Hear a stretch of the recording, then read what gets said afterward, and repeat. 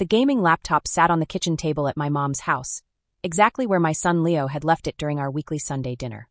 He was 14 years old and had saved for 8 months from his work mowing the lawn to buy it.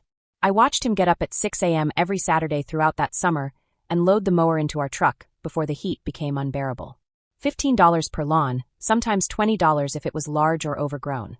He kept a spreadsheet where he recorded every job, every dollar, and calculated how many more lawns he had left to reach his goal of $847. That was the price of the custom-built system. After spending weeks researching components, watching comparison videos, and reading reviews from other gamers, he knew the exact specs for the graphics card, processing speed, and cooling system capabilities. When he finally had enough money, we went to the computer store together, and I've never seen him prouder than when he paid in cash, mostly $20 and $10 bills, carefully counting them on the counter. That was 6 weeks ago. The laptop became his most prized possession, and he treated it with the same care that most children give to anything. "I'll take it next time," I told him as we drove home that evening. "It's safer at Grandma's than leaving it in the car overnight. You know how hot it gets there." He hesitated a bit, protective of his device, but finally nodded. "But I need it by Thursday. The tournament starts on Friday." My brother Craig had other plans. Days later, I stopped by Mom's house to pick up the laptop before Leo's online tournament that weekend. The counter was empty. "Mom, where's Leo's laptop?" She looked up from the crossword puzzle, barely interested. "Which one?" "The gaming one. Leo left it here on Sunday." "It was on the counter." "It must have been moved somewhere. Look in the living room." I searched the living room, the sitting room, even the garage. Nothing. Craig arrived with his 11-year-old son, Max, just as I was searching the basement. Max rushed past me, clutching something that made me shudder. A gaming laptop. Leo's gaming laptop, with the distinctive labels he'd carefully applied. "Hey, buddy," I called out. "This is a cool laptop." Max grinned. "My dad gave it to me for getting good grades." Craig appeared behind him, unblinking. "He deserved it. All his grades are excellent this semester." "This is Leo's laptop," I said quietly. "This is Max's laptop," Craig corrected, his voice monotone. "I bought it for him a few days ago.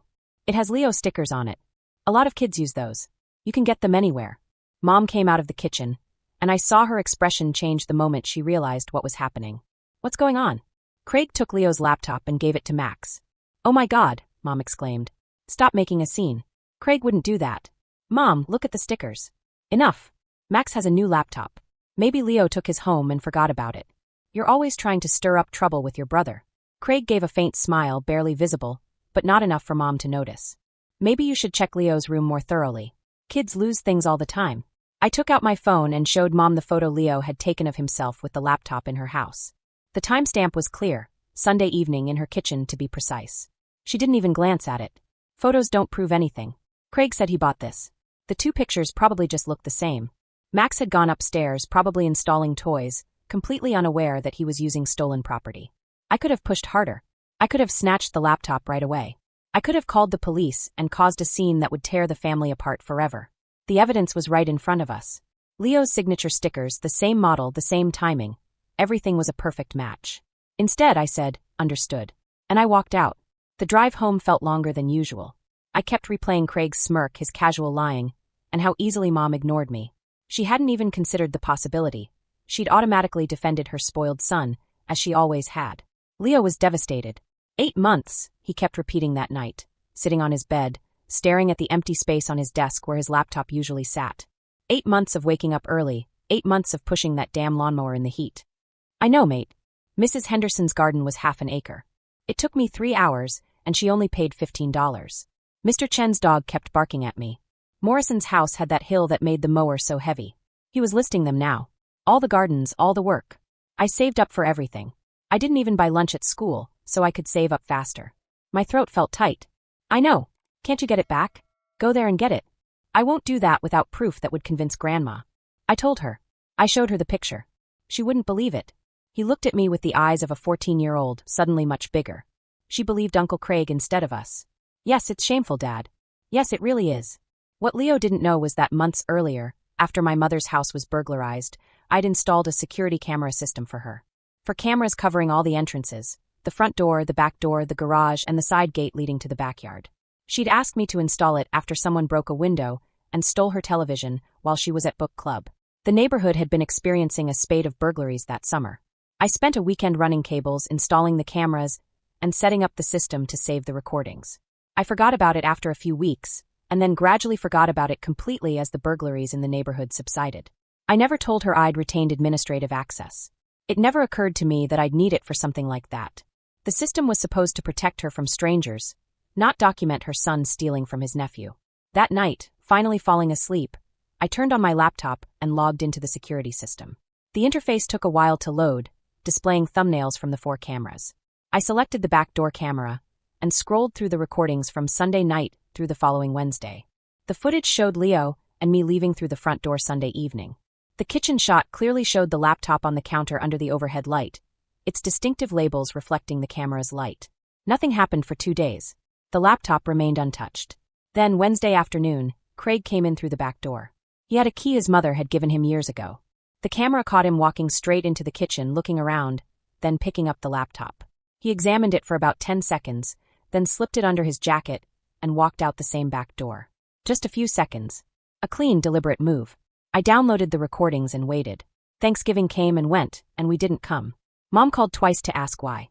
I told her we had other plans. As Christmas approached, Mom called again. You're coming for Christmas dinner, right? The whole family will be here. I don't think so, Mom. Don't get carried away. Whatever your problem is with Craig, you have to get over it. Family is family. We'll see. On December 23rd, she called again more urgently. I need to know how many people I'm cooking for. Are you coming or not? Why do you care? Last time I was here, you made your position perfectly clear. I don't take sides. You're both my children. But you can't stop Leo from seeing his grandmother because of a misunderstanding about a laptop. It wasn't a misunderstanding. Craig said he bought that laptop for Max. I believe him. He wouldn't steal from his nephew. Okay, Mom. So, you're not coming? I didn't say that. Leo and I are coming for dessert around 7. Her voice sounded relieved. Good. Good. Craig and his family will be there all day, but I'm glad you'll at least stop by. On Christmas Eve, Leo and I arrived. The house was packed. Craig and his wife Max, my sister and her husband and their 2 children, and my mother's aunt, who was visiting from Nevada. The television was showing a Christmas movie. Wrapping paper was scattered on the floor. My mother gave Leo a big hug and said, I missed you, baby. He replied, Me too, Grandma. Craig nodded to me from the sofa. Max was in the corner in front of Leo's laptop, completely absorbed in a game. We chatted. My mother kept feeding Leo cookies. My sister asked about work. Everything was exaggeratedly normal. Everyone was pretending that the past months of silence hadn't happened. Finally, Mom couldn't hold back. So, are we going to talk about why you've been avoiding family dinners? Silence fell over the room. The movie continued, but everyone was listening now. I wasn't avoiding family dinners, I said. I was avoiding being called a liar. No one called you a liar, Mom said defensively. You did. When I told you Craig took Leo's laptop, you said I was making trouble. Craig put his coffee down. Now we're doing this at Christmas? You brought stolen goods into Mom's house and gave them to your son. Yes, we're doing this now. I bought that laptop, Craig said firmly. I have a receipt. Show it to me. I don't have to prove anything to you. Mom stood up. That's enough, both of you. I'm not allowing this fight at Christmas. Then maybe you should watch this, I said, taking out my tablet. I had downloaded the CCTV footage, ready to play. Remember when you asked me to install cameras after the robbery? They're still working. My mother's face went pale. What? I pressed the power button. The video showed the kitchen. The timestamp was clear. Craig came in through the back door, went straight to the counter, took the laptop, hid it under his jacket, and left. The room fell silent. Even the children stopped moving. Max looked up from the computer, puzzled. Dad! Craig's wife stared at him. You said you bought this at Best Buy. Craig began. I can explain. Explain what? She asked. Explain how you stole from a 14-year-old. Explain how you lied to your wife, your son, and our mother. Mom was staring at the tablet screen, watching the video loop over and over. Craig came in, took the laptop, and left. You stole from my grandson, she whispered. It's not that simple, Craig said, standing up. Leo doesn't need an expensive laptop like that. Max is a top student. He deserved something you stole. Mother's voice rose. You used the emergency key I gave you to break into my house and steal your nephew. I didn't break in. I have a key.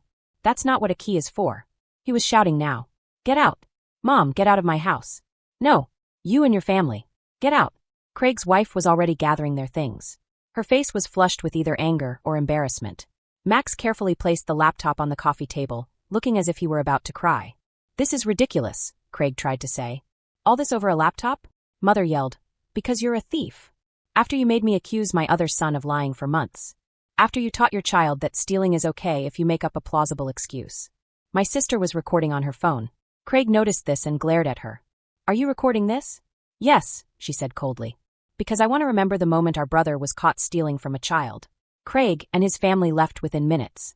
The house felt bigger without them. My mother slumped heavily on the sofa, still staring at the tablet. Months. You defended him for months. You knew all along. You had that video all along. Yes. Why didn't you show it to me sooner? Would you have watched it, or would you have found some way to justify it? She didn't answer, and that was enough. Leo picked up his laptop from the coffee table, running his fingers over the custom stickers. Can I take this home now? Yes, son, it's yours. His mother looked at him, tears welling in her eyes. I'm so sorry, Leo. I should have believed your father. I should have believed you. Leo shrugged, uncomfortable with the grown-up's emotions. It's okay, Grandma. It's not. Your uncle stole from you, and I took his side. His sister chimed in. Anyway, I never believed Craig bought that laptop. Those stickers, of all things? Oh my God. But you know how Mom handles him. I'm here, his mother said. But there was no anger in her voice. I know, and you need to hear it. Craig has been the spoiled brat ever since we were little. He gets away with everything because you let him. His mother didn't argue. She just sat there, looking older than ever. The rest of Christmas Day was quiet. We ate pie. Leo showed his cousins a game on his laptop. My brother-in-law asked me about the camera system specs. As Leo and I were leaving, my mother walked us to the door. I changed the locks today, she said. Craig's key didn't work anymore. Good. And I'm going to make up for the months Leo didn't have his laptop, and for the tournaments he missed. Leo's eyes widened. Grandma, you don't have to. Yes, I do. Your uncle stole from you. You encouraged him. There are consequences. She hugged us both, and held the hug longer than usual. In the car, Leo remained silent until we reached the highway. Dad. Yes. Why didn't you show Grandma the video right away? I thought about it. But sometimes people need to be prepared to see the truth. If I had shown it to her then, she would have found a way not to believe it. She would have had to choose first whether or not to want to know the truth. It's really complicated. Yes, families are usually like that. He looked back out the window, his laptop bag securely fastened to his lap. My phone rang. A message from my sister. Craig is posting on Facebook that you edited the security camera footage. Just so you know. I didn't bother replying. The important people know the truth. Sometimes justice isn't loud. Sometimes it's just a quiet moment when someone sees clearly what they've been refusing to see. Sometimes it's just getting a laptop back and changing the lock. Sometimes that's enough. Leo got his laptop back. Mom's eyes were opened. Craig was punished. The rest will work itself out.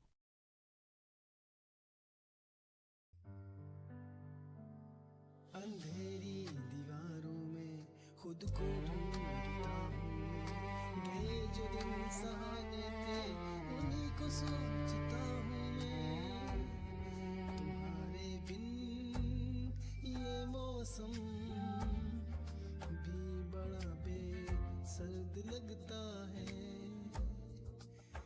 दिल का हर एक कोना अब बहुत ही दूर बढ़ता है अंधेरी दीवारों में खुद को ढूंढता हूँ मैं ये जो दिन सुहाने थे उन्हीं को सोचता हूँ मैं तुम्हारे बिन ये मौसम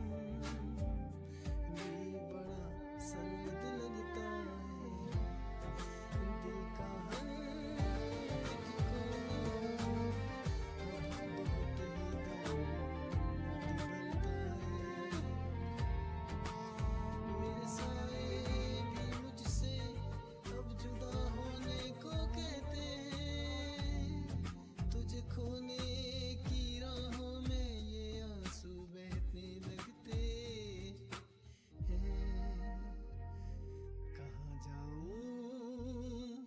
कहाँ ढूंढूं मेरा वो साजो सामा तो मेरी हर एक तमन्ना तू मेरी रूह का मका तू लकीरों में नहीं लिखा जो तुमने ख्वाब देखा था कहानी में फकत एक गम ही लिखा था सितारों से भी पूछता है पता तेरा कहाँ होगा मगर खामोश